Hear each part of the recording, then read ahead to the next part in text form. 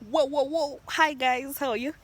Okay, kuna msichana mwingine wa YouTube when she starts her YouTube channel, she starts like whoa. Hi. So basically I think I'll just copy her and say whoa. How are you everyone? So this is Wanja here. Welcome to my YouTube channel. I'm very happy that you guys have joined. As you know, I have just started the YouTube channel and I want us to grow, so you can subscribe if you see this video. So I'm somewhere, me and my boyfriend Giraffe, we are somewhere. We are just having a good guy, my god, what am I saying? So I'm somewhere chilling, and I was in actually a women's meeting. So I've decided to do something interesting. I've decided to interview five prominent women in Kenya, and I interviewed them by asking them 4 questions. What is your name?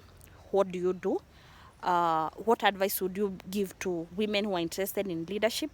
Last but not least, the last question was, if you are to advise your younger self, what would you tell yourself?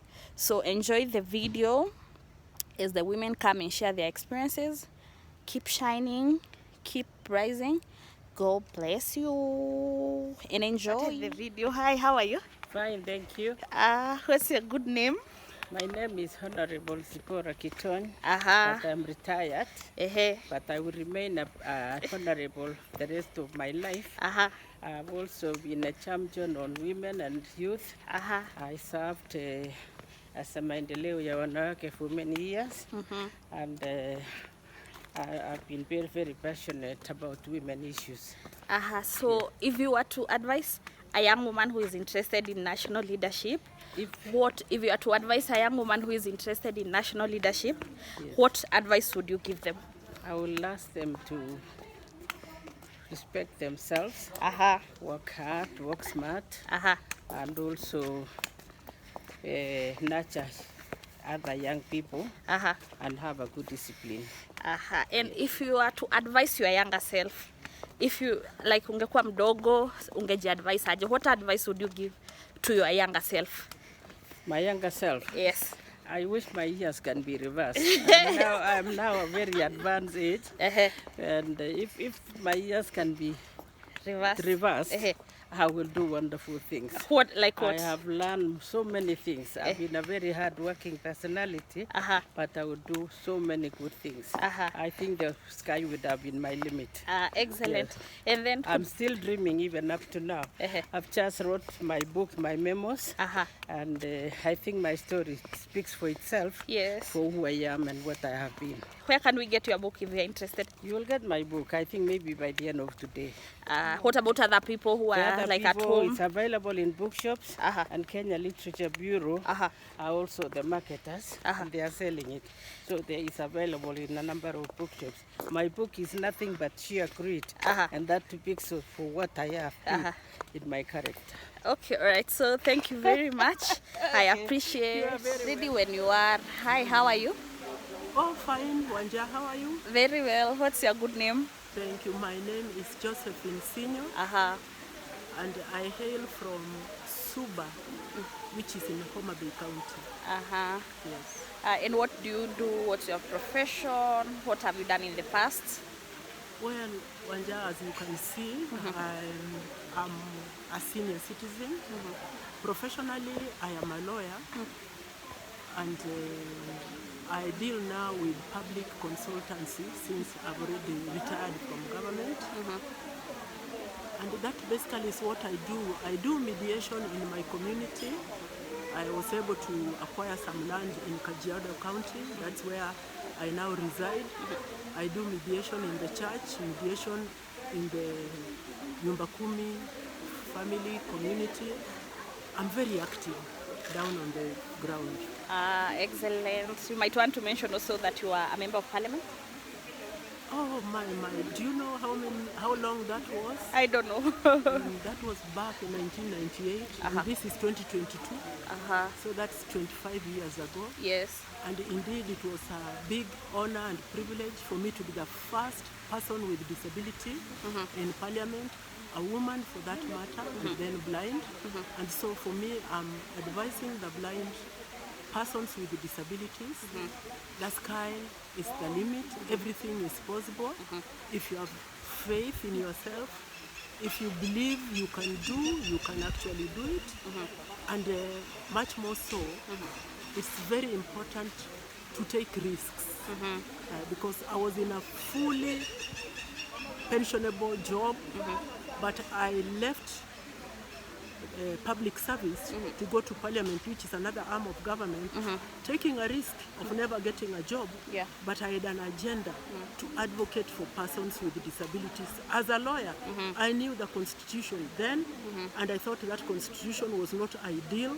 It was discriminating us, and so I left the office of the Attorney General to go to Parliament in order to advocate for persons with disabilities. I must add that the Persons with Disabilities Act is one of my achievements in life. I was a joint secretary in the task force that came up with the bill that proposed that act, and I was in Parliament up to 2002 when we were sent home. It was the first bill that Kibaki passed in 31st January 2003, of which the work of lobbying for it had been done, and I just feel that God gave me an opportunity to leave a legacy, that I was the first woman, first person with a disability, first lawyer for that matter, to be able to push disability issues. And from that time, we now have representation of all persons with disabilities anywhere, but one of us had to dare risk. Congratulations for that. And if you were to meet a young woman who is interested in leadership, what advice would you give them? Just one advice. Yes. For the women with disabilities interested in leadership, I must say that leadership is inborn. Don't wait to be trained to be a leader. Leadership is inborn because in the small things that you see, you are a prefect. In the small things that you see, you are able to stand before people and sing or recite a poem. That in itself is leadership. So the thing that children with disabilities, women with disabilities must do always is don't wait to be pushed. Take an opportunity whenever they ask, who will now lead us in prayers? Let it be you.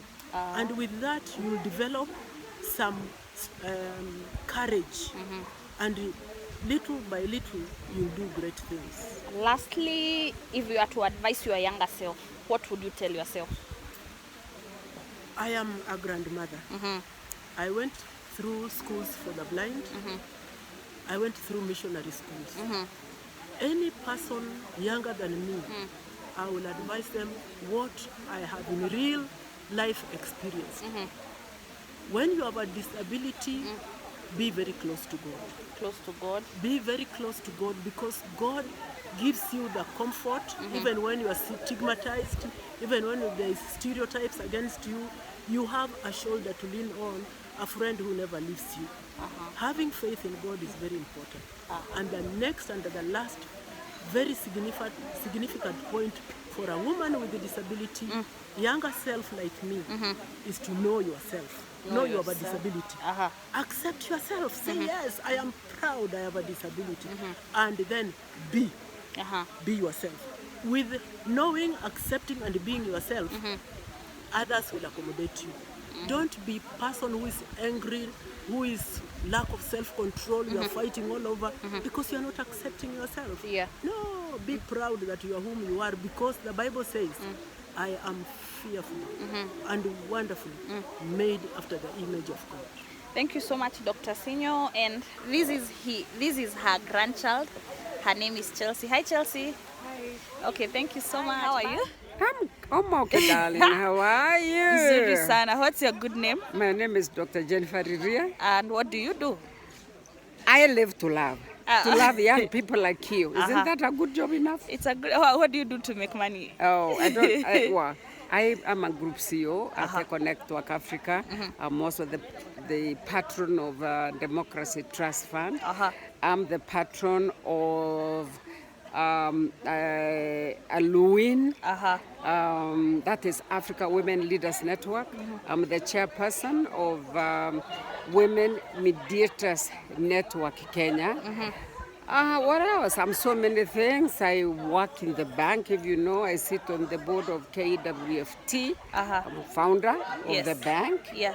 And many other things. So what advice would you give to young women who want to be in leadership, or those who are just starting out in leadership? Leadership is a calling. It is not something you train in. You may train to get the principles of good leadership, but it comes from you because you care. The utu.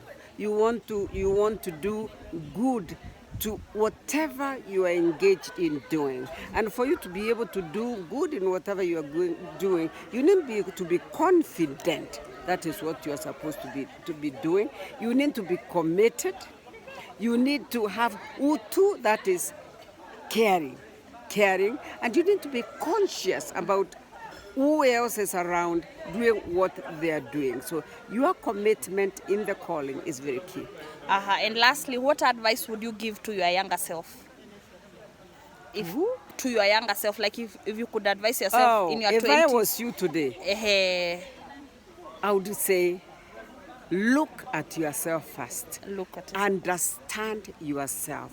Do not measure yourself with achievements of other people. Get out to do what is in your heart and get out and get it. Don't sit and complain. Thank you very much. Have a good evening. You too, baby girl. Hi, bye. How are you? Hi. What's your good name? My name is Judith. My name is Judith Hatiedo. I'm a peace analyst, peace champion, and currently I'm focusing on the nexus of mediation. It's an interesting space to be as a young person, and So, now that you're in peace and everything, what advice would you give to a young woman who is interested in leadership, be it in peace, politics, anywhere, just a young woman?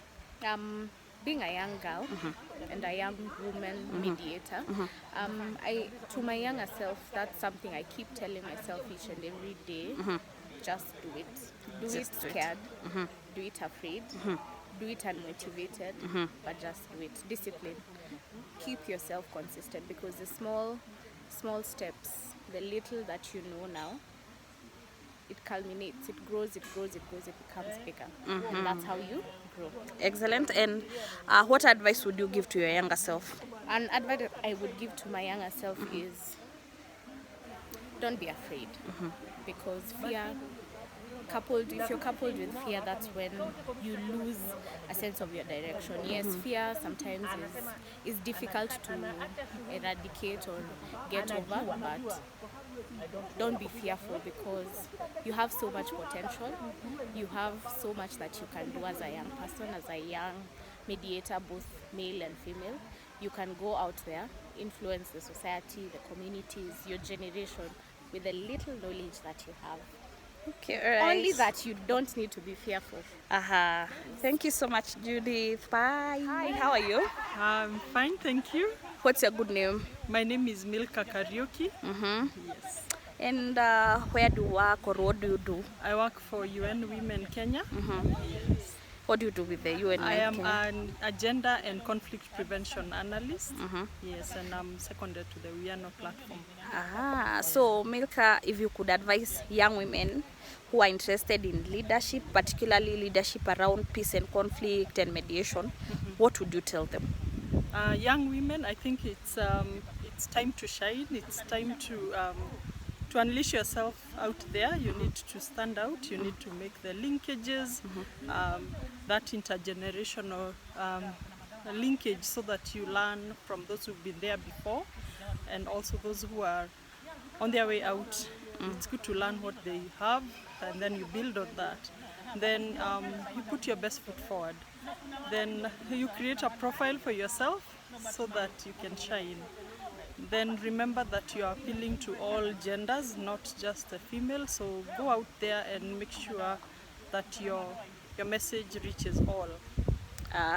Nice advice. And lastly, if you were to advise your younger self, what would you tell yourself? there's no mountain too high to climb. You should have started sooner.